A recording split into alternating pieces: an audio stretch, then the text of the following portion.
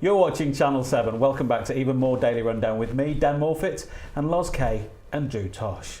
Now, since 2010, just 1 in 4 people caught with cannabis have been charged by police across England and Wales. Arrests and cautions have fallen by almost half as well in that time too. Some police forces have said that they are not looking to seek out people who use cannabis. Overall, 27% of people caught are charged, while 40% received the lighter reprimand of a caution. So should the police be doing more to combat this, with the cannabis still being a Class B drug?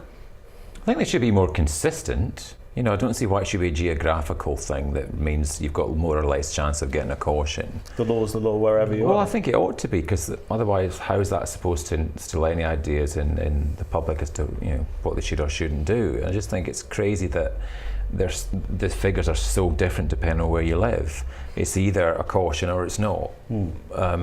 So that just adds the whole confusion thing. I mean, I don't know. I honestly don't know what I think about it. I know that people that use it for medicinal purposes as pain relief and all kinds of issues where it does actually help certain conditions.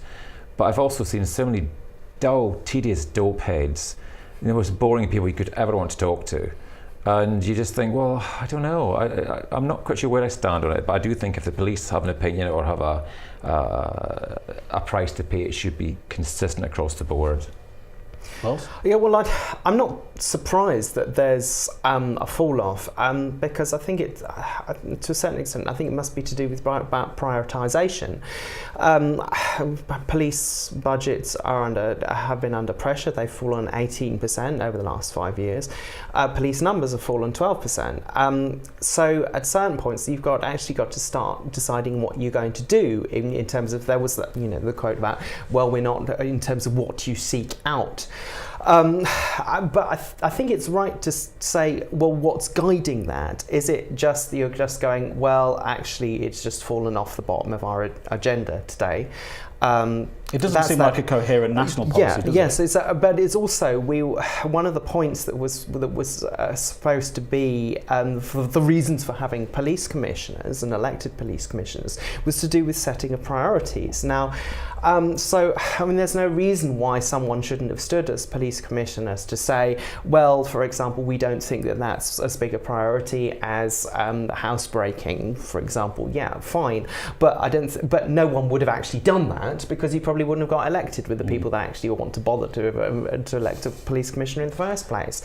I just think, just in general, that the whole approach to it is wrong-headed, because I think it has to be about health. It's not a policing issue, and that's why it's right both to say that it's also not even necessarily as big a health issue as alcohol, for example, but it's not unimportant either. It's still a Class B drug, though. Possession could meet you with a 5-year prison sentence or an unlimited fine. Well, exactly, but that's also the quote is also saying. But if this is the reality now, that we've landed in a situation where really this isn't being enforced, we need to acknowledge that and then say, well, what are the priorities for this going forward? To me, I've always said that the health should be driving it. I don't have much confidence that will be the priority for the Tory government, who actually are horribly confused on this issue in terms of the latest kind of psychoactive substance legislation they brought in. Seems rather horribly, looks as if they've been under the influence of it themselves whilst writing it. So that research changes almost on a daily basis. Yes, exactly. But it's that saying, well, how are we going to deal with this then? If saying that's the situation. Because like Drew said, there's some people that take it for medicinal reasons. Some people are utter boring dope heads. But it's been shown that new research shows that cannabis can actually be the opposite of a gateway drug and help people off harder drugs like heroin and crack and bring them back down to a level. So it's going to be one of those fights that no government is ever going to publicly fight. You say it can bring someone who's an addict back the way. It could be the starting point for someone who's not an addict to go the other way. It's such a difficult issue. Well, it has to be, but it has to be guided by evidence, and also governments have been notoriously bad at ignoring that kind of scientific evidence. You know, kind of the gloriously named Professor Nutt was very unpopular with also. I mean, he managed to say something along the lines. It was horse riding is more dangerous than ecstasy, which again, please don't take that as any kind of recommendation, viewers. It's like please don't try and mix them. Yes, exactly. No. But it was. But also statistically, don't give it to the horse. But yes, exactly. When it was statistically, it was what he was talking. It was also one of those things where kind of politics and the science have different time mixing. But it was also saying that actually, in terms of scientific evidence, has really not been the driver in terms of what policy has been. But I think it's right to say there are real severe issues. I mean, Great Manchester, in terms of people injecting in the open, this is a real problem at the moment. It's one of those fights that's going to continue, and we're going to see it go with successive governments, no matter what colour or persuasion.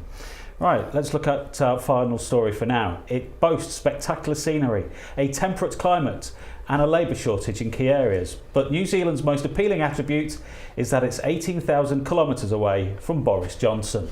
More than 10,500 Britons have inquired about emigrating to the country since the Brexit vote. That's compared with just 4,000 in 2015.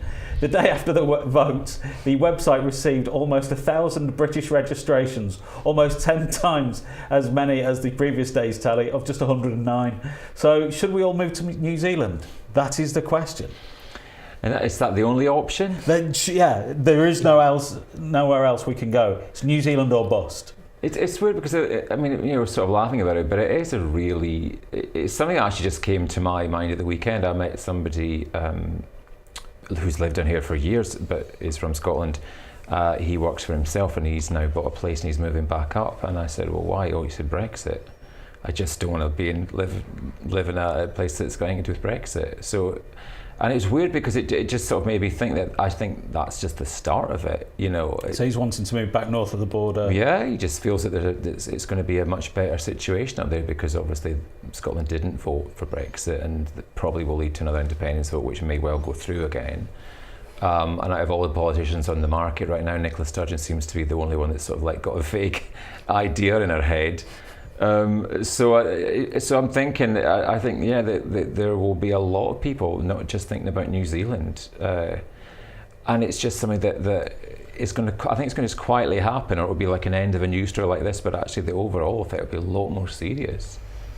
And yes, well, you know, it's the Lord of the Rings landscape. Yeah, let's all go for it, and let's just all be, let's just be hobbits out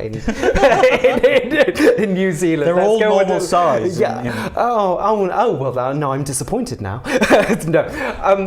Well, absolutely. I mean, I'm taking all of this with a little bit of a kind of pinch of salt because actually the big story, the story that's of this type there's been, I've seen most repeated, is to do with Irish citizenship, because obviously a lot of people have kind of an Irish heritage, and this is kind of a possibility as well for people. And there's always those kinds of statistics which are, there's been this increase of this much percent, and it sounds like massive, and you go, well, this is actually a very small part of the population that are considering this. Actually, one of the things that's really been extraordinary, given that we've had the whole freedom of movement thing, is actually how few people have actually taken advantage of it. I mean, I lived in Denmark for a few years, and that still, it still seemed. How did you afford it? Denmark is stupidly expensive. I actually worked in Denmark, and they paid me in Denmark money. Is that what they called it? Yeah, absolutely. He was there for so long. They paid me in Denmark money. Denmark money. That's my translation of kroner. It's like go and earn your New Zealand money. What do they earn? I think they do the New Zealand dollar. I think right, so. Okay, yeah. Or the New Zealand pound, perhaps. I have a lot of people who've gone over to visit and they say it's beautiful and it's lovely and a nice time there, but they couldn't live there because it's so phenomenally boring. I've heard the same thing as well. Dull. I had friends that got married and went over there on their honeymoon with a move to go and check it out, live there, and they'd gone to find jobs. They found jobs very, very easily, high-end jobs, but there was nothing to do. and they went, oh, well, we'll be able to pop across to Australia. No, that's like a 6-hour flight even to Australia. There's nothing there. No offence to people who are in New Zealand right now, but it is boring. Yes, yes. So, well, yes. New Zealand is marvellous. Go and do it. No, I'm just providing they balance. They do have there. no Boris Johnson. But yes, let's send him there. Yeah, there's a compromise. There we go. That's the thing. We could send Boris to the Shire. Yeah, by cannon. We'll tell him to go and negotiate a trade deal and take a long time doing it. Yes. Tell him to kayak there. Yeah. And follow our great British Olympians. Right, that's all we have time for in this part of the show. But next, our guests will get There's Something to Say in a bit. We call Something to Say. Creative juices flowing there. The Daily Rundown returns in just a couple of minutes' time, so please keep it on That's Manchester on Channel 7.